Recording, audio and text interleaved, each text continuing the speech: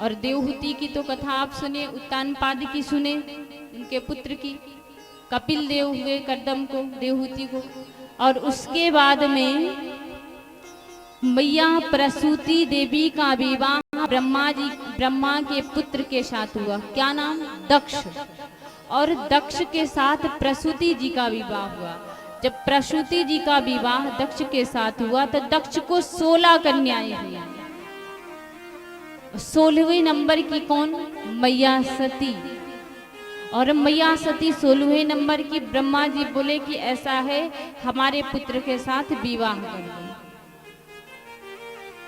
किसके साथ? भगवान भोलेनाथ के साथ। ब्रह्मा के कहने से दक्ष विवाह किया। विवाह करने के उपरांत भगवान भोलेनाथ मैया सती को लेकर के गए। एक बार रामावतार में जिस समय मैया जानकी का हरण हुआ था, यानी रावण चुरा के ले गया था, तो राम और लखन वन विचरण कर रहे थे और रो रहे थे, हाय सीते कहाँ हो। तो उस समय भगवान भोलेनाथ मैया सती को लेकर के कहाँ गए थे? कुंभज ऋषि के पास कथा सुनने के लिए। और कुंभज जब भगवान भोलेनाथ को देखे तो प्रणाम किए। और जब प्रणाम किए तो मैया विचार करने लगी, अरे ये कौन सा गुरु हो सकता है जो मुझे ही देख के प्रणाम करे। अहंकार आ गया। और भगवान भोलेनाथ तो प्रणाम भी किए, कथा भी मन से सुने। कथा विश्राम हुई। भगवान भोलेनाथ मैया सती को लेकर के आ रहे थे। जब सीता जी का हरण हुआ था तो रास्ते में राम जी विलाप कर रहे थे। भगवान भोलेनाथ देखे, अच्छा हमारे इष्ट देवी, हमारे इष्ट देखिए, प्रणाम करो। भगवान भोलेनाथ प्रणाम कर लिए। मैया सती बोली, ये भी कोई इष्ट है जो अपने पत्नी के लिए रोए? 1 मिनट में जाके ले आए। भोलेनाथ बोले, ऐसा नहीं सोचो, यही हमारे इष्ट देव हैं। तो सती बोली कि मैं परीक्षा लूंगी। जब तुमरे मन अति संदेह छो तुम जाहि परीक्षा ली हूँ। भोलेनाथ बोले, तुम्हारे मन में इतना संदेह है तो जा करके देवी परीक्षा ले लो। और मैया सती सीता का रूप बनाती हैं। और सीता माँ हमारी जगत जननी जानकी माँ भगवान श्री रामचंद्र के हमेशा पीछे चलती थी। और सती को इस बात का ज्ञान नहीं था। और जैसे ही सीता का रूप बनाती है सती, राम जी के पीछे नहीं, राम जी के आगे आगे पहचान गए राम जी। अरे मैया, भोले शंकर कहाँ हैं? सती शर्मा गई। वे पहचान गए, ये तो हैं, आए हैं, पास में ही हैं। ये सब कैसे? अब तो सती एकदम चक्कर में प्रणाम करी। प्रणाम भगवान, गलती हो गई। तुरंत अपने रूप में आती है, सती रूप में। राम जी तो आगे चले जाते हैं और इधर आती हैं मैया सती भोलेनाथ के पास। भोलेनाथ कहते हैं कि सती क्या हुआ, पहचानी? हाँ बिल्कुल, हमने कोई परीक्षा नहीं ली, हमने तो तुम्हारे ही जैसा प्रणाम किया। भोलेनाथ बोले, देवी वो तो मैं सब जानता हूँ, क्या करी।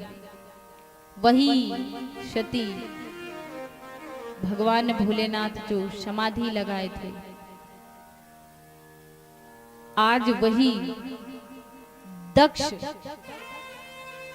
के यहाँ भोलेनाथ जाते हैं। ब्रह्मा जी प्रजापति बनाते हैं अपने पुत्र को। और सभा लगती है, सभा में देवता, किन्नर, यक्ष, गंधर्व, संत, सन्यासी सब उपस्थित हैं। और उसी के बीच में भगवान भोलेनाथ, ब्रह्मा जी और हमारे विष्णु जी, तीनों देवता जाते हैं। जब तीनों देवता जाते हैं तो क्या होता है? सबका अपना अपना आसन है, सब अपने अपने आसन पर विराजमान है। और सभा में भाई कहीं पर हमारे नरेंद्र मोदी जी कहते हैं मुझे आना है, तो स्वागत समारोह किस तरह से किया जाता है? जैसे आते हैं सब कोई स्टैंड अप, सब खड़े हो जाते हैं, है ना। तो प्रजापति दक्ष सभा में आ रहा है, सारी प्रजा खड़ी हो गई, सब जय जयकार करने लगे, जय घोष होने लगा, लेकिन ब्रह्मा विष्णु महेश नहीं खड़े हुए। ब्रह्मा तो पितामह ही है दक्ष के, चलता है, विष्णु से भी कोई दिक्कत नहीं। दिक्कत दक्ष को हुई तो भोलेनाथ से हुई। क्यों? काय को बैठे रह गए भाई, हमारा दामाद, किसी के घर दामाद जी आए और ससुर जी के पाँव न छुए तो फिर कितना बड़ा क्रोध आता है। हमारे दामाद हैं और इस तरह से हमारा अपमान कर रहे हैं, समाज में हंसाई जग हंसाई कर रहे हैं। बड़े क्रोध में दक्ष, प्रजा समझ ही न पाए क्या हुआ। अरे महाराज क्या हुआ? अरे तुम लोगों के समझ में नहीं आता, ये मरकट लोचन, मरकट जैसे इसकी आंखें, भगवान भोलेनाथ को दक्ष कहता है कि आंखें बंदरों की जैसी हैं, और उसके बाद में ये मरघट में वास करता है। ये क्या जाने शिष्टाचार क्या होता है। भोलेनाथ बड़े चक्कर में, हमने ऐसा कुछ कहा भी नहीं, हमारे ससुर जी क्यों इतने उखड़ गए हैं, बात क्या है समझ ही में नहीं आता है। उसके बाद बोलते हैं कि सबने मुझे सम्मान किया, लेकिन ये मेरा दामाद जो है ये नहीं खड़ा हुआ। भोलेनाथ बोले, मन ही मन तो मैं प्रणाम कर लिया था, बस खड़े नहीं हुए, इतने में तुम इतने नाराज हो गए। और इतनी गालियां दे डाला दक्ष, यहाँ तक कह दिया कि यदि कोई शिव से संबंध रखेगा तो वो शिवद्रोही है, समाज से बाहर कर दिया जाएगा। अब बताओ, समाज होता है ना, किसी का कोई गलत कार्य कर देता है तो उसे निमंत्रण नहीं मिलता है, फिर वो समाज के बाहर रहता है। जब पश्चाताप वगैरह कर लेता है तो फिर उसे समाज में लिया जाता है। तो भगवान भोलेनाथ को भी समाज के बाहर कर दिया दक्ष। इधर नंदीश्वर आदि जितने गण थे भगवान भोलेनाथ के, क्रोध आ गया। अरे आदेश करो तो मैं इन सबको मार गिराता हूँ। भोलेनाथ बोले, ये स्वागत समारोह है, ये श्राप समारोह नहीं है, यहाँ से चलो, चलते हैं, निकल चलो। सारी भगवान भोलेनाथ के गढ़ भगवान भोलेनाथ के साथ ही चले जाते हैं कैलाश पर। और जब कैलाश पर पहुंचे भोलेनाथ तो मैया सती आई तुरंत। क्या हुआ, कैसे रही सभा? भोलेनाथ कुछ बताए नहीं, सब बढ़िया रहा देवी, एकदम बढ़िया चकाचक सब कुछ हो गया। और लगा लिए समाधि, राम को सुमरने लगे भोलेनाथ। समय बीता। देखिए, जिससे दो लोगों से लड़ाई होती है तो उसमें से एक ऐसा होगा जो उसे अपमान करने का कोशिश करेगा दूसरे को। समय बीता, एक दिन दक्ष विचार किया कि क्यों ना एक यज्ञ करूं और उस यज्ञ में सबको आमंत्रित करूंगा, लेकिन इस शिव को नहीं बुलाऊंगा। और यज्ञ करता है। यज्ञ में सारे यक्ष गंधर्व किन्नर देवता संत महात्मा सन्यासी जितने हैं सबको बुलाता है, लेकिन भोलेनाथ को निमंत्रण नहीं देता है। और एक बात और जानिएगा, जिसका निमंत्रण किसी के यहाँ से नहीं रहता है ना, पहले रहता रहा है और बीच में छूट जाए तो जिसका निमंत्रण रहता है वो उसके पहले जहाँ निमंत्रण रहता है वहाँ नहीं जाता, कदापि नहीं जा सकता। जिसके यहाँ से निमंत्रण छूटा है पहले उसके दरवाजे पर जाएगा। अरे भैया क्या कर रहे हो? कुछ नहीं, बैठा हूँ। क्या हुआ, निमंत्रण अभी भी इस बार नहीं है? नहीं नहीं नहीं। अरे ये तो बड़ी गलत बात है भाई, निमंत्रण तो देना चाहिए था उनको, ये अच्छी बात नहीं है। ऐसे ही तो लोग बात करते हैं ना, कहो, पता है यहाँ तक भी कह देते हैं अगर तुम कहो तो मैं भी ना जाऊं निमंत्रण।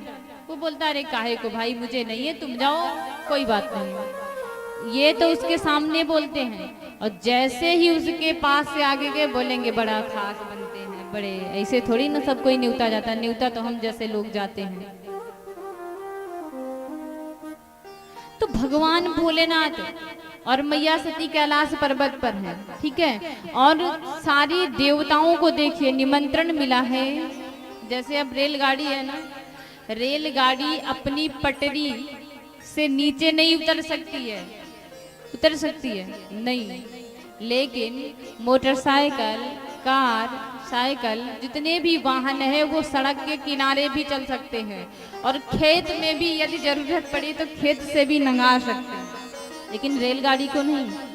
और वायुयान यानी जहाज होती है ना, एरोप्लेन, उसके भी मार्ग हैं, लेकिन जरूरत पड़ती है तो मार्ग से घुमा के थोड़ा ले जा सकते हैं। वही विमान है।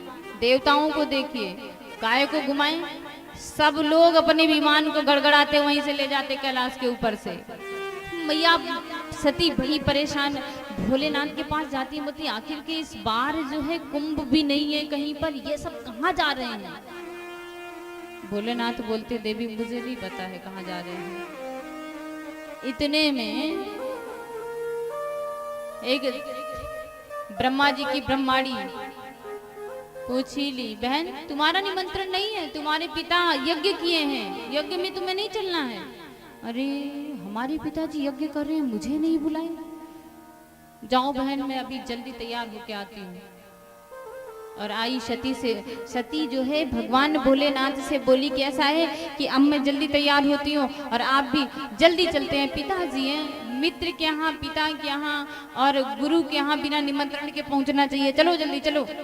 भोलेनाथ बोले देवी मैं नहीं जा सकता हूँ बिना निमंत्रण के, तुम जाओ जाना हो तो। बार बार भोलेनाथ मना करते हैं, बार बार भोलेनाथ मना करते हैं, लेकिन मैया सती नहीं मानती हैं। और जब मैया सती नहीं मानी तो भोलेनाथ कहते हैं क्या, होई सोई जो राम रच राखा, को करी तर्क बढ़ा वही शाखा। वही होगा जो राम जी रचे होंगे। अब तर्क वितर्क काहे को करें, तुम्हें जाना ही है देवी तो तुम जाओ। मैया सती निकली, भगवान भोलेनाथ साथ नहीं जा रहे हैं। पीछे सारे भोलेनाथ के गण, मैया मुझे भी चलना है, मैया मुझे भी चलना है। मैया बोली चलो सब चलो, तैयार हो जाओ सब। सारे भोलेनाथ के नंदीश्वर आदि जितने गण हैं सब तैयार हो गए। चलो मैया जय जयकार करते हुए, भोलेनाथ की जय, सब जय जयकार करते हुए जा रहे हैं। कहाँ? हरिद्वार कंखल में दक्ष यज्ञ कर रहा है। जब कंखल में पहुंची मैया अपने पिता के यहाँ, और यज्ञ में जहाँ पर यज्ञ का कुंड बनाया गया था, सारे देवता जितने लोगों का निमंत्रण था सब बैठे थे। और जब से विवाह हुआ था मैया अपनी बहनों से भी नहीं मिली थी, अपने माँ से भी नहीं मिली थी, पिता से भी नहीं मिली थी। दक्ष जब मैया सती को देखा तो अपना मुख दूसरी तरफ, बहनें अपना मुख दूसरी तरफ कर लेती हैं। और उसके बाद में जितनी सभा में लोग हैं सब बाहर, सब दूसरी तरफ को मुंह कर लेते, कोई बोलता ही नहीं। सती कुछ नहीं विचार करी कि आखिर की क्या हुआ है, इतनी ज़्यादा परेशानी है इन सब को, हमको देख करके आगे सीधे जाती जा रही हैं। शंकर जी बताए थे कि देवी जिस समय प्रजापति हुए थे तुम्हारे पिताजी तो मुझे श्राप दिए थे और हमने उनका अपमान नहीं किया था, लेकिन तब भी निमंत्रण नहीं दिए मुझे। और तुम जाओगी तो वहाँ तुम्हारा कोई स्वागत करने वाला नहीं है, तुमसे कोई बात भी नहीं करेगा।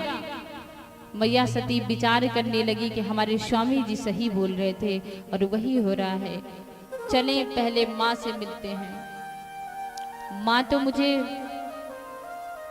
प्रेम करेगी, माँ तो बोलेगी। और माँ पता है माँ होती है। माँ किसे कहते हैं? बालक होते हैं ना, जब अपने माँ को देखते हैं तो उनकी अंदर की जो बातें होती वो सब बोल देते हैं। अगर भूख लगी है तो मांग लिए, सब कुछ।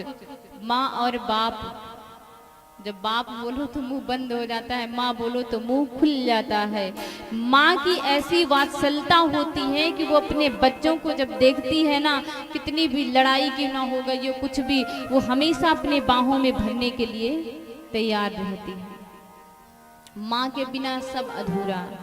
परमात्मा, महात्मा, आत्मा, धर्मात्मा, भगवान माँ का जो है बड़ा दर्जा दिए हैं। माँ जैसे दर्जा किसी का नहीं है। तो अपने माँ के पास गई मैया, प्रसूति के पास गई सती। और जब सती मैया प्रसूति के सम्मुख खड़ी हुई, माँ तुरंत अपनी बाहों में भर ली। कहो पुत्री कैसे हो? माँ सब ठीक है। और तुलसीदास कहते हैं कि उस जगह पर नहीं जाना चाहिए। कहाँ? आवत ही हर्षे नहीं, नैनन नहीं शनि, तुलसी तहाँ न जाई, ये चाहे कंचन बरसे। उस जगह पर नहीं जाना चाहिए जहाँ पर तुम्हारा सम्मान नहीं है, जहाँ पर तुम्हारे लिए किसी के प्रति प्रेम नहीं है, कोई प्रेम नहीं करता है, उस जगह पर कतई नहीं जाना चाहिए। नहीं तो मन में केवल और केवल दुख ही बढ़ता है। तो सरस्वती सती मैया जो है परेशान है, माँ से मिली, उसके बाद यज्ञ में आई, यज्ञ के पास यज्ञ के चारों तरफ देखती हैं। और चारों तरफ क्या देखती हैं कि सभी देवताओं के जो भाग हैं, यानी दक्षिणा जो दिया जाएगा वो सब रखा है, लेकिन भोलेनाथ का कहीं ना आसन है, कहीं नामो निशान कुछ भी नहीं है। चारों तरफ देखती हैं, घूमती हैं, उसके बाद में कहती हैं मैं शिव से संबंध रखती हूँ और उसके बाद में दक्ष की पुत्री हूँ। अभी यदि जाएंगे वापस तो शिव यही बोलेंगे आओ दक्षायणी देवी कैसे हो, और इन्हीं के नाम से मैं जानी जाऊंगी। इसलिए मैं इस शरीर में दोबारा वापस नहीं जाऊंगी भगवान भोलेनाथ के पास। और मैया सती यज्ञ कुंड के पास जाती हैं और यज्ञ कुंड को प्रणाम करती हैं, साथ साथ भगवान शिव को प्रणाम करती हैं। और उसके बाद में यज्ञ कुंड में बैठती हैं आसन लगा के और भगवान का ध्यान करते हुए अपने शरीर को जला देती हैं, भस्म कर देती हैं। बोली सती मैया की जय हो। अब तो नारद जी पहुंचे तुरंत खबर लेके, अरे भोलेनाथ मैया सती तो गई। भोलेनाथ बड़े चिंता में, मुझे पता था देवर्षि नारद यही होगा। भगवान को क्रोध आया और जब भगवान भोलेनाथ को क्रोध आया तो एक बाल अपनी जटा से निकालते हैं और बड़ी तेजी से जमीन पर यानी धरती पर झड़काते हैं और तुरंत उस धरती से कौन? वीरभद्र प्रकट होता है। बोले वीरभद्र भगवान की जय हो। और जब वीरभद्र प्रकट हुआ, अरे देवादिदेव काम क्या है? कुछ नहीं, जाओ कंखल में जाना है तुम्हें और दक्ष के यज्ञ को पूरा नहीं होना देना है, विध्वंस कर देना है। वीरभद्र चला सारे गणों के साथ। इधर यज्ञ प्रारंभ है, भृगु ऋषि यज्ञ करा रहे हैं और इतनी तेजी की आवाज करते हुए जा रहे हैं कि आवाज कहाँ गई? यज्ञ कुंड में सुनाई पड़ने लगी। सारे लोग पीछे देखते, भैया प्रलय तो नहीं हो रहा है? आखिरकार वो धूली वेला भी नहीं है कि गायें चरा करके लोग वापस हो, ये धूल कहाँ से इतनी उड़ रही है? क्या हो रहा है? सब घबराए और देखते ही देखते भगवान भोलेनाथ के गणों के साथ वीरभद्र पहुंच गया कंखल में, यज्ञ जहां पर यज्ञ का निर्माण किया गया था, यज्ञ जहां हो रही थी।